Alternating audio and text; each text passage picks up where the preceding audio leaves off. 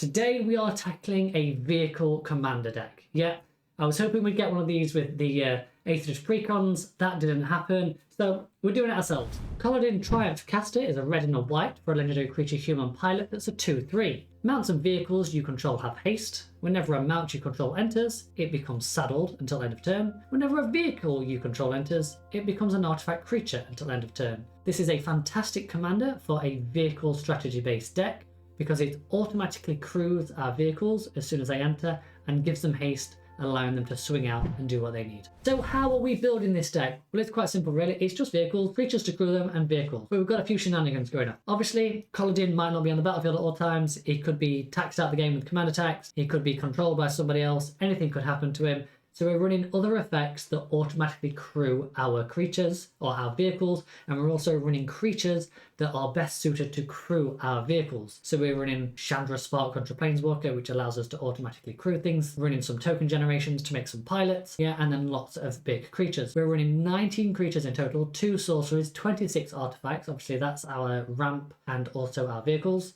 We've got 11 instants, 1 enchantment, and a whopping 41 lands, including MDFCs. Yeah, I know what you're thinking, this is only a 2-drop commander, that seems like a lot, but a lot of our vehicles that are really good that we want to get out of 5, 6, 7 and more. Yeah, we want to be making sure we can hit those land drops because we are very limited on our ramp choices because we're not got space in our deck to use a lot of the whites catch up ramp type stuff. And besides, we want to be proactive, don't we? We don't want to be reactive. So I'm going to break this deck down into sections so you can see all the different parts of it, and then I'll explain them all to you. So let's go through our card advantage. We've got the Chivalric Alliance, the Guidelight Matrix, we've got Shram, Dipala, Loshiel, Mighty Son of Luco, we've got Quicksmith Genius, Aster, Chandra, and Sanoptek Spider. Chandra's going to show up in just about every section of this deck because she's got crazy synergy. Obviously, I'm not normally a Planeswalker person, but she can stick around for this one. Chivalric's going to trigger when we attack with 2 or more vehicles, or 2 more creatures, I should say. Guidelight just ETBs, draws a card. Shram, whenever you cast a vehicle, draw a card. Sanoptek Spider, whenever a vehicle enters, we're going to draw a card. Loshiel triggers off artifact creatures entering the battlefield. Mighty Son of Luco is whenever it becomes crewed by 2 things until end of the turn. Whenever that creature deals combat damage to a player, you're going to draw 2 cards. Quicksmith Genius, whenever an artifact enters, you're going to discard and draw. Aster Bear, let's look at the top 7.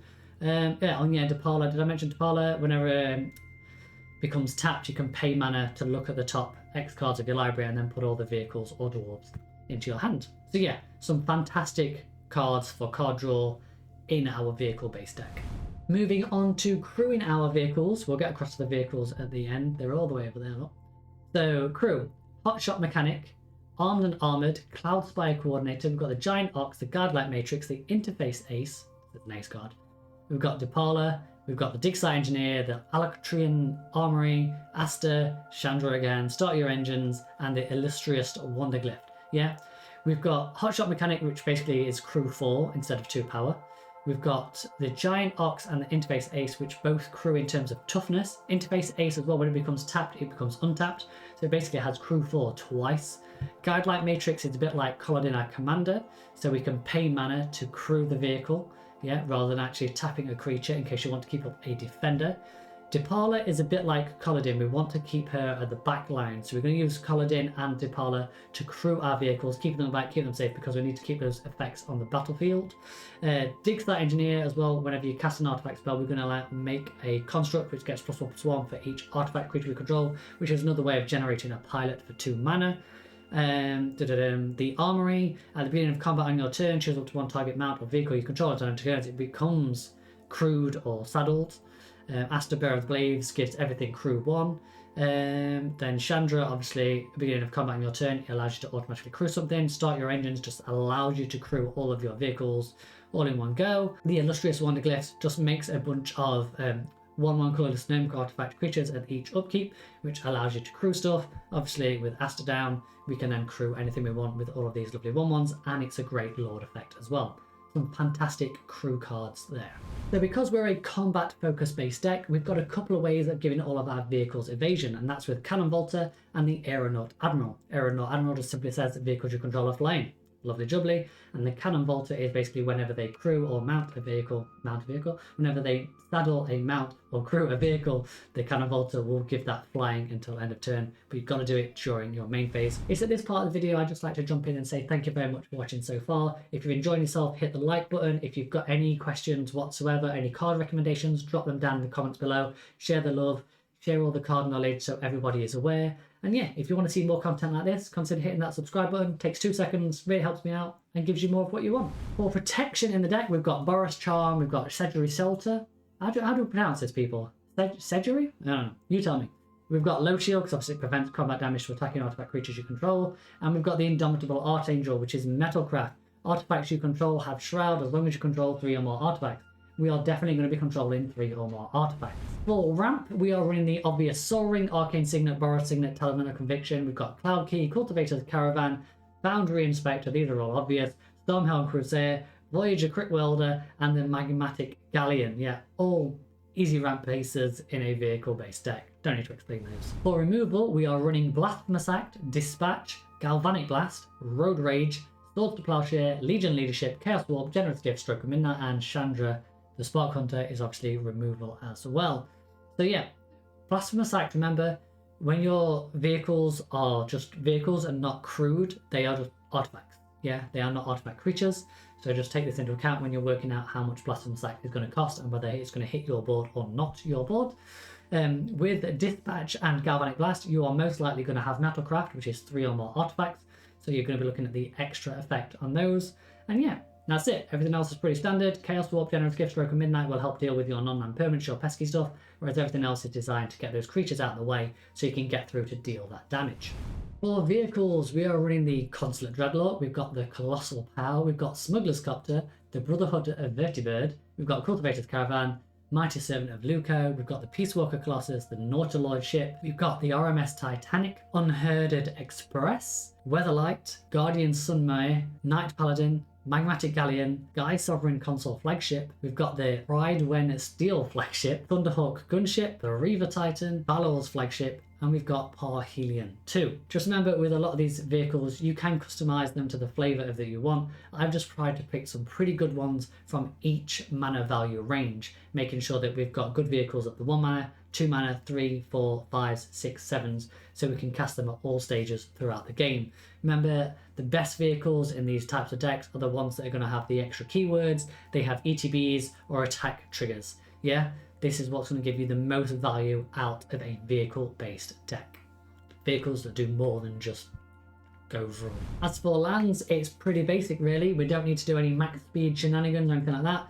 So it's just a load of the Boros dual lands, and that's about it. We've got the Spectator's Seating, Sacred Foundry, Sunbaked Canyon, Sundown Pass. Oh, we've got Spire of Industry as well. Yeah, pay 1 life, add 1 mana of any colour, activate it only if you control an artifact. This is just a cheap way of getting whatever colour we need. We've got Mutavault, so you can pay 1. Mutavault becomes a 2/2 creature, which then you can use to tap that to crew a vehicle. Mech Hanger as well, add 1 mana of any colour, spend this only to cast a pilot or vehicle spell. 3 mana tap vehicle becomes an artifact creature until end of turn, so allows us to cheat around that crew cost. Yeah, and that's it. Just a bunch of mountains and a bunch of plains. Easy peasy. Our mana curve on this deck is quite smooth really. It draws out a little bit towards the end. As I mentioned, we've got a lot of high cost vehicles, but with all the ramp and the easy ways to crew them, that shouldn't be too difficult. We won't be doing lots of multiple spells each turn. It'll be more of a case of like set up with some crew creatures, play a vehicle, crew, deal some damage, keep up a little bit of mana for interaction, make sure you can remove that stuff before you next go to combat. Yeah, if you can spend 1 or 2 mana on the end step of the turn before you to remove the person that you're going to attack's creatures, so on your turn you can then use that to deploy more vehicles and get more damage across, that would be better. Average mana value of this deck is 3.15. I did tell you it's slightly higher. I try and keep most of my decks under 3, but yeah, this one is slightly over. In terms of white, we've got 49%, which is covered by 73% of our lands, and then 25%, which is covered by 51%, and obviously colourless mana is just covered by all the colourless stuff, all the coloured stuff, so we don't need to worry about that. But yeah, nice, smooth, easy. This is a really simple deck. Just make sure you know what you're looking for at what point, but we'll talk about that more in a second. So what are we looking for in our opening 7 in the early game with this deck? Well, Clearly, we want some of our utility creatures to come down early and crew these cheap costed vehicles that we've got. Yeah, we're then going to use that to snowball a bit of an advantage. Yeah, attacking, dealing some damage, setting ourselves up. If you don't have any good attacks, remember to keep your vehicles in defense mode, so to speak, and crew them for defense purposes. Don't lose your utility creatures, your Foundry Inspector, Stormhell Crusaders, your Commander, things like that. Use those to crew your vehicles and keep those creatures safe on your back line, so to speak. And that way you'll make sure that you're always utilising your vehicles. Obviously, when you get to the point of alpha striking somebody and you've got enough vehicles on your battlefield and you've used some of your instant spells to turn everything into artifact creatures and you're swinging out for the win, obviously then you can use those creatures if it's safe to do so. Just be prepared that people might start picking them then off at that point if you make them vulnerable. But yeah, and save your alpha strike moments, your instant spells to turn everything into an artifact for those key moments. Yeah, don't blow that in the early game trying to get somebody down within killing range. Wait till you've got the kill before you then deploy something like that.